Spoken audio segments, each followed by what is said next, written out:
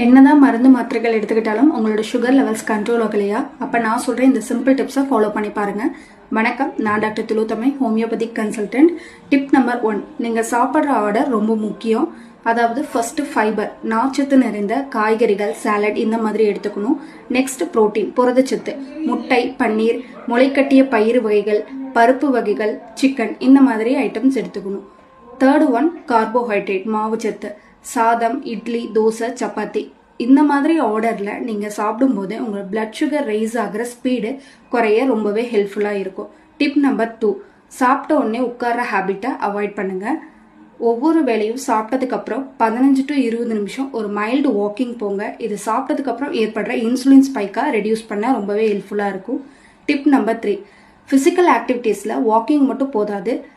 Weekly 2 to 3 டேஸ்க்கு simple strength training பண்ணுங்கள். அதாவது ஸ்குவாட்ஸ், வால் புஷ்அப்ஸ், லைட் ரெசிஸ்டன்ஸ் எக்ஸசைஸ் பண்ணலாம். இது இன்சுலின் ரெசிஸ்டன்ஸ் இம்ப்ரூவ் பண்ண ரொம்பவே ஹெல்ப்ஃபுல்லாக இருக்கும். டயபெட்டிஸ் பற்றி இன்னும் யூஸ்ஃபுல்லான டிப்ஸ் தெரிஞ்சுக்கணும் அப்படின்னா நம்மளோட பேஜை ஃபாலோ பண்ணிக்கோங்க.